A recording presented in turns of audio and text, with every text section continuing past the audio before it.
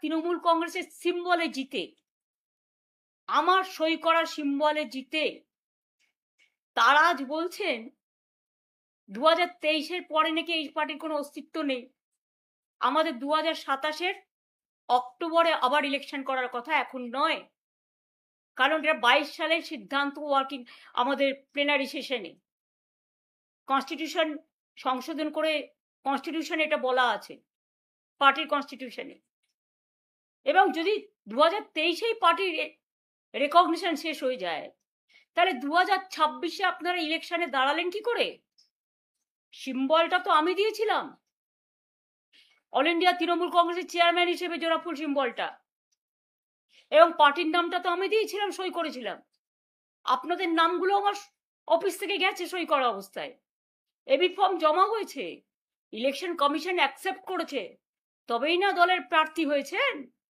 আর আজকে জিতে গিয়ে, যেহেতু বিজেপি নানান ছলে বলে কৌশলে কঠোরতায় নির্বাচন কমিশনকে সাথে নিয়ে ভোট লুট করে, নাম কেটে, নানা রকম অছিলায় সেন্ট্রাল ফোর্সকে দিয়ে একটা ভোট লুট করেছে, 2 মাসও ধৈর্য ধরতে পারলেন না, 2 মাসও ধৈর্য ধরতে পারলেন না, এত তাড়াতাড়ি দলের সাথে বেইমানি করে চলে গেলেন। আর বেইমানি করারও তো একটা সীমা থাকা উচিত। পার্টির সাথে বেইমানি না করে, যে পার্টিটা আপনাদের কাছে জন্মদাত্রী মা, আপনারা তো সরাসরি বিজেপি করছেন। এখন বিজেপি করবেন আর তৃণমূল বলবেন, এটা তো হতে পারে না। কারণ তৃণমূল কংগ্রেসের আদর্শ বিজেপি বিরোধী। মনে রাখবেন, আমাদের একটা আদর্শ আছে, আমাদের একটা নীতি আছে। আপনারা যারা বেইমানরা, গদ্দাররা, বিজেপির কাঁধে কাঁধ মিলিয়ে তাদের কথা মতো চলছেন, বিজেপি স্পন্সর যারা, তারা আমি বলবো, যদি সাহস থাকে, বুকের পাটা থাকে, যান গিয়ে বিজেপিতে গিয়ে জয়েন করুন, আমাদের কোনো আপত্তি নেই। তবুও বুঝবো আপনারা বিজেপিতে চলে গেছেন। বিজেপিতে থেকে দল ভাঙার চক্রান্ত। ভাবেন কি যে আমি মরে গেছি? ভাবেন কি আমাদের কর্মীরা মরে গেছে? ভাবেন কি অল ইন্ডিয়া তৃণমূল কংগ্রেস মরে গেছে? মনে রাখবেন, আপনার পক্ষে আছে বলে সরকার, আপনি তাকে দিয়ে নির্বাচন কমিশনের কাছে কমপ্লেন করিয়ে আপনি সিম্বল কেড়ে নিতে পারেন। যদিও আমরা জানি সিম্বল আপনার পক্ষে যাবে না, কিন্তু ধরে নিলাম যদি ভ্যানিশ কুমার বাবু আমাদের পার্টিকে ফিনিশ করার জন্য ইলেকশনটাও করেছেন, যদি সিম্বল দিয়েও দেয়, তাতে কি যায় আসে? সিম্বল সেটাই হয় যেটা সাধারণ মানুষ গ্রহণ করে, তৃণমূল কংগ্রেসরা গ্রহণ করে। আমি এই সিম্বল দিয়ে 1 মাস 22 দিনের মাথায় আমি কিন্তু লড়াইটা করেছিলাম। তখন আমি সিম্বলটাও কাউকে চেনাতে পারিনি।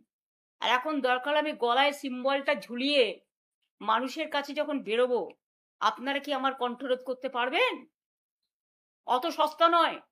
হ্যাঁ, কণ্ঠরোধ করতে গেলে আপনাদের আমাকে প্রাণে মেরে ফেলতে হবে, তার তো চেষ্টা কম করেননি। আর গতকাল যারা গিয়ে তালা দিয়ে এলেন, ওটা ভাড়ায় ছিলাম আমরা। ভাড়াটা কতদিন পর্যন্ত ছিল? এই তার ডকুমেন্ট। এটা হচ্ছে 2027 সালের অক্টোবর পর্যন্ত অফিসটা আমাদের নেওয়া ছিল। কেউ গিয়ে বলছেন আমার নামে আমি সই করেছি। ব্যক্তিগতভাবে উনি সই করেননি, সইটা করেছেন পার্টি অথরাইজ করেছে বলে। কোনো ব্যক্তি চলে যেতে পারেন, কিন্তু ইনস্টিটিউশন চলে যায় না। এটা ইনস্টিটিউশনের সম্পত্তি, এটা মাথায় রাখতে হবে।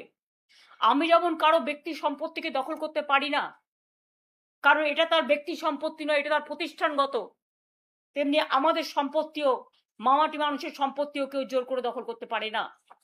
আর যারা বলে বেড়াচ্ছেন টাকা পাননি, তারা দেখুন তো এই চেকগুলো প্রতি মাসে মাসে কারা দিয়েছে।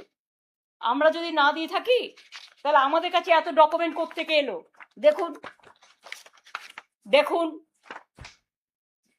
দেখুন, মেনটেনেন্স করি আমরা, প্রতি মাসে 1 লাখ টাকা করে ভাড়া দিয়ে আমরা চেকে, ইলেকট্রিসিটি বিল দিয়ে আমরা, কর্পোরেশনের যা যা লাগে দিই আমরা। আর আপনারা গিয়ে সেন্ট্রাল ফোর্সকে নিয়ে গিয়ে তালা দিয়ে দিচ্ছেন। একটা বাড়ি তালা দিতে পারবেন, কিন্তু মনে রাখবেন, হৃদয়কে কখনো তালা দেওয়া যায় না, মানুষের হৃদয়কে। কাজেই প্রস্তুত থাকুন আগামী দিন ইন্ডিভিজুয়াল কারো বিরুদ্ধে। আমার কোনো রাগ, আমার কোনো ক্ষোভ নেই।